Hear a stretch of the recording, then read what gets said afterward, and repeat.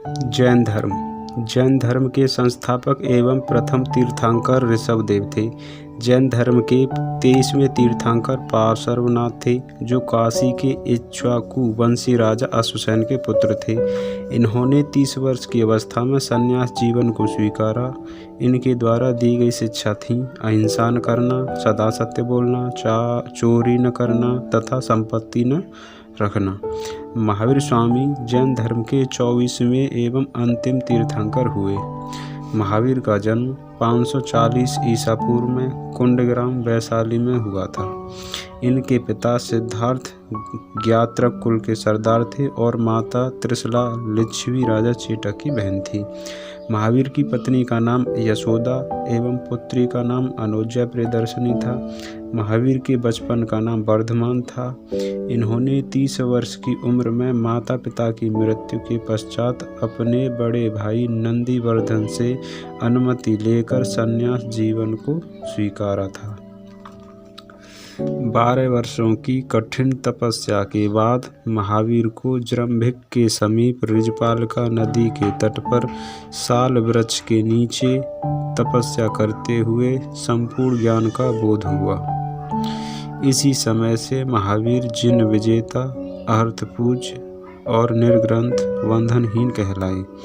महावीर ने अपना उपदेश प्राकृत अर्धमगधी भाषा में दिया। महावीर के अनुयायियों को मूलतः निर्ग्रंथ कहा जाता था। महावीर के प्रथम अनुयायी उनके दामाद जामिल थे। प्रथम जैन भिक्षुणी नरेश ददवाहन की पुत्री चंपा थी।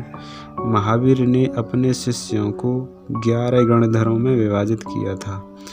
आर्य सुधर्मा अकेला ऐसा गंधर्व था जो महावीर की मृत्यु के बाद भी जीवित रहा और जो जैन धर्म का प्रथम थेरा या मुख्य उपदेशक हुआ। स्वामी महावीर के भिक्षुणी संघ की प्रधान चंपा थी। 2 जैन तीर्थंकरों ऋषभदेव एवं अरिष्टनेमि के नामों का उल्लेख ऋग्वेद में मिलता है। अरिष्टनेमि को भगवान कृष्ण का निकट संबंधी माना जाता है। लगभग 300 ईसा पूर्व में मगध में 12 वर्षों का भीषण अकाल पड़ा, जिसके कारण भद्रबाहु अपने शिष्यों सहित कर्नाटक चले गए। किंतु कुछ अनुयायी स्थूलभद्र के साथ मगध में ही रुक गए। भद्रबाहु के वापस लौटने पर मगध के साधुओं से उनका गहरा मतभेद हो गया, जिसके परिणाम स्वरूप जैन मत श्वेतांबर एवं दिगंबर नामक 2 संप्रदायों में बट गया। स्थूलभद्र के शिष्य श्वेतांबर श्वेत वस्त्र धारण करने वाले एवं भद्रबाहु के शिष्य दिगंबर नग्न रहने वाले कहलाए। जैन संगीतियाँ 2 हैं। प्रथम संगीति 300 ईसा पूर्व में पाटलिपुत्र में हुई, इसके अध्यक्ष स्थूलभद्र हुए। द्वितीय संगति 512 ईसा पूर्व में हुई, 512 ईस्वी में हुई। ये स्थल बल्लभी गुजरात में हुआ। इसके अध्यक्ष हुए क्षमा श्रवण। जैन धर्म के त्रिरत्न हैं। नंबर 1 सम्यक दर्शन, नंबर 2 सम्यक ज्ञान और नंबर 3 सम्यक आचरण।